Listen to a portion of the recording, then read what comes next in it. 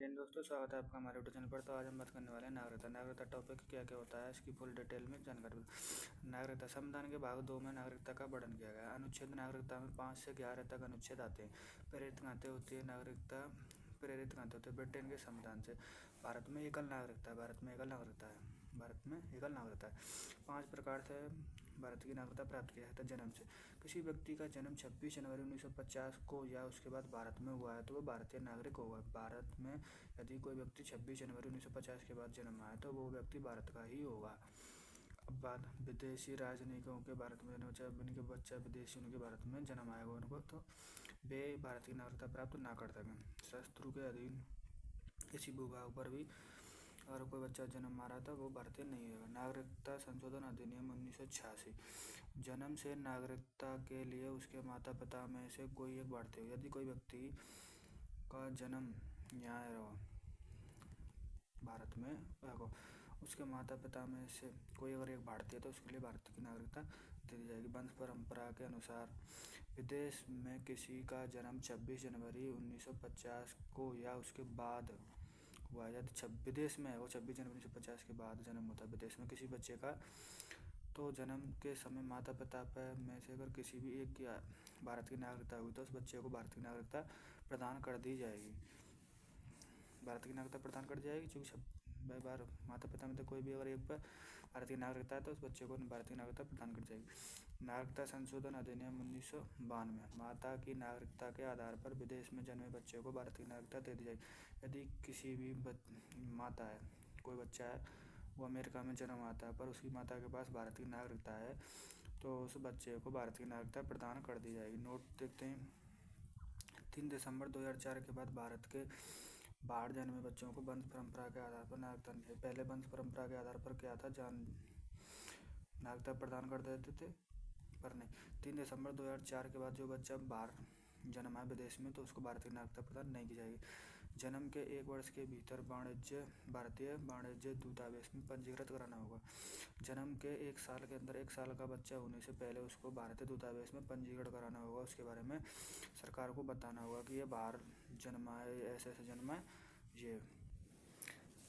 तीसरा प्रकार से नागरिकता प्राप्त करने का पंजीकरण से। पंजीकरण हेतु आवेदन की तिथि से 5-7 वर्ष तक भारत में निवास करने वाले व्यक्ति पंजीकरण कराएंगे तो 5 से 6-7 वर्ष भारत में बाहर रहना पड़ेगा। ऐसा व्यक्ति जिसका जन्म भारत में हुआ हो परंतु भारत के बाहर निवास कर रहा हो वह पंजीकरण कराना पड़ेगा। जैसे कि बहुत सालों से बहुत से व्यक्ति होते हैं ना, भारत से चले जाते हैं, अंत रहने लग जाते हैं विदेश, तो उनको भी पंजीकरण कराना पड़ेगा। विदेश महिला जो भारतीय से विवाह कर चुकी हो या करने वाले, अब कोई विदेशी महिला है भारतीय से विवाह करने वाली है तो वह 5 से 7 साल यहाँ रहना पड़ेगा, पंजीकरण कराएंगे, बाकी बाद वह भारत की नागरिकता प्राप्त होगी। राष्ट्रमंडल देशों के ऐसे नागरिक जो भारत में रहते हों या भारत सरकार की नौकरी करते हों, भारत सरकार की नौकरी करते हों वगैरह, उनको भी पंजीकरण कराना होगा। देशीयकरण, कोई विदेशी व्यक्ति जो स्वेच्छा से भारत की नागरिकता, अब कोई विदेश को अमेरिका को है, भाई भारतीय हो तो अमेरिका जा रहे हैं रहने, उस प्रकार से उनको भी भारत के लोग जो अमेरिका जाते हैं उनको अमेरिका की नागरिकता प्राप्त करनी होती है। अगर कोई भी व्यक्ति को अंतर्गत को हमारा भारत देता चलाता है, वो भारत में अपनी इच्छा से बसना चाहता है और वो नागरिकता ग्रहण करना चाहता है, भारतीय नागरिकता के आवेदन के लिए 1 वर्ष भारत में पहले आवेदन करने को 1 वर्ष भारत में रहना पड़ेगा।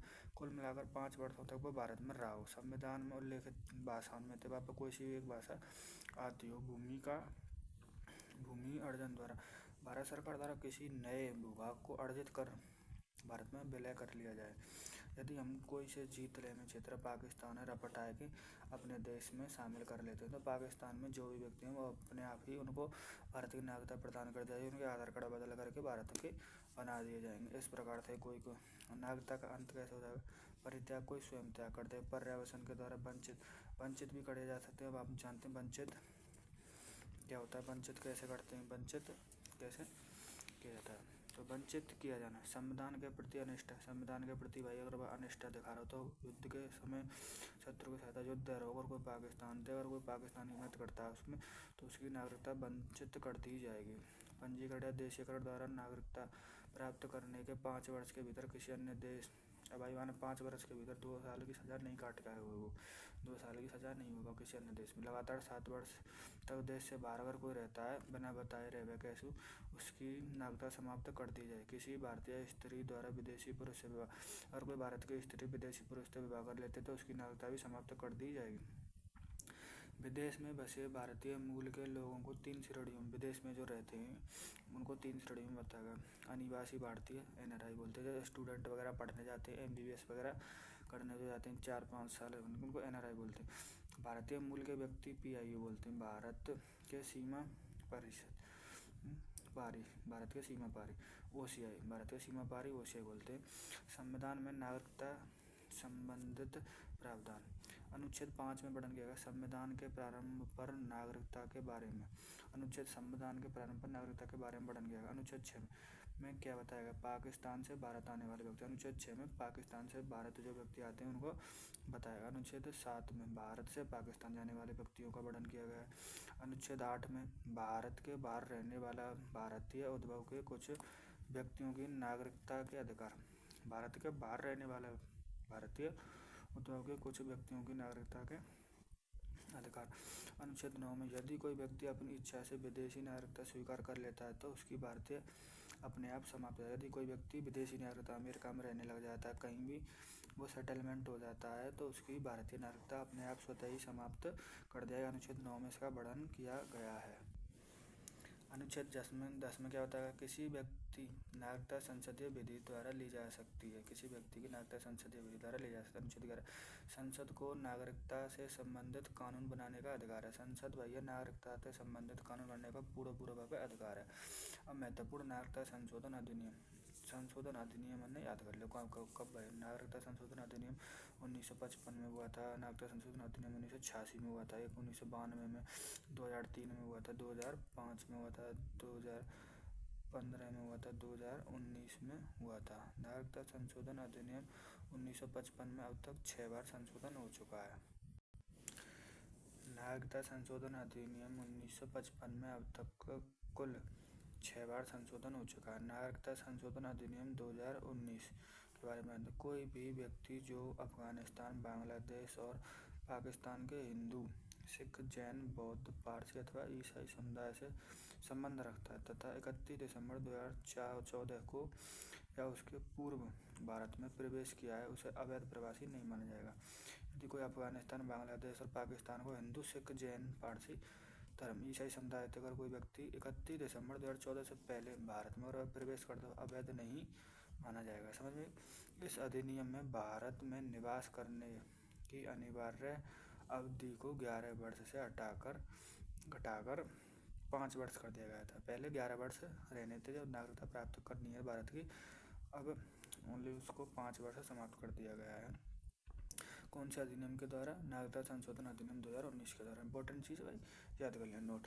इस अधिनियम के प्रावधान असम, मेघालय, मिजोरम, त्रिपुरा आदि क्षेत्रों तथा बंगाल के पूर्वी सीमांत में आने वाले अवैध प्रवासियों पर लागू नहीं होंगे।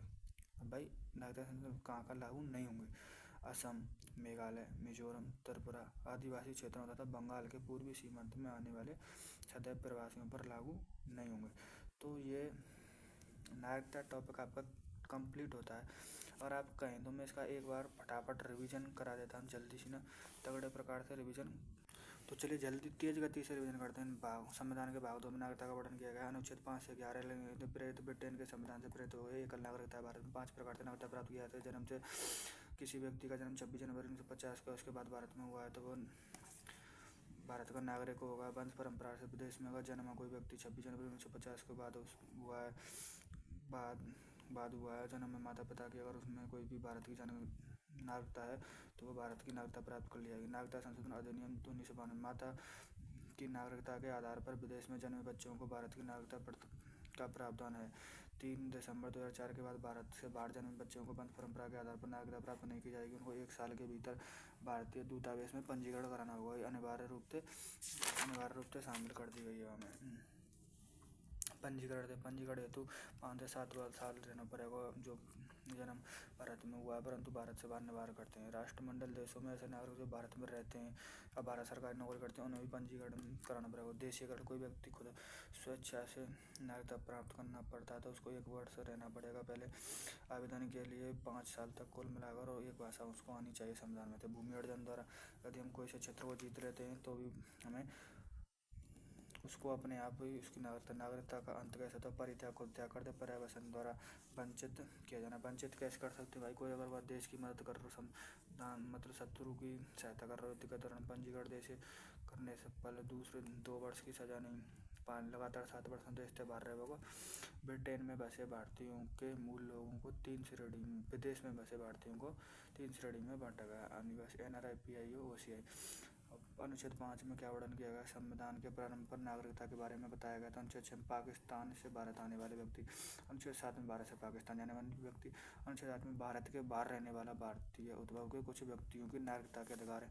अनुच्छेद 9, यदि कोई व्यक्ति अपनी इच्छा से विदेशी नागरिकता स्वीकार कर लेता है तो उसकी भारतीय नागरिकता स्वतः ही समाप्त कर दी जाएगी। अनुच्छेद 10 में किसी व्यक्ति नागरिकता संसद की विधि द्वारा ली जाएगी। अनुच्छेद 11, संसद को नागरिकता पर कानून बनाने का पूरा अधिकार है। अब महत्वपूर्ण नागरिकता संशोधन 1955, 86, 92, 2003, 2005, 2015, 2019। नागरिकता संशोधन अधिनियम 1955 तक में 6 बार संशोधन हो चुका है। और बुद्ध सैनिक अफगानिस्तान के बुद्ध, हिंदू, सिख, जैन, बुद्ध, पारसी, ईसाई अगर 31 दिसंबर 2004 भारत में प्रवेश किया है तो उसे अवैध प्रवासी नहीं माना जाएगा। इस अधिनियम में भारत में निवास करने की अनिवार्य अवधि 11 से 5 वर्ष हटा दी गई थी।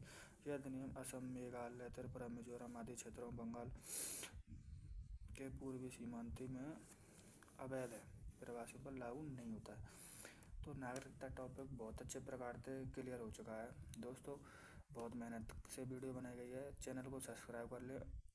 आगे ऐसे ही जानकारी वीडियो इंपॉर्टेंट डेली आया करेंगे। लाइक कर दें। Thank you so much. Radhe Radhe.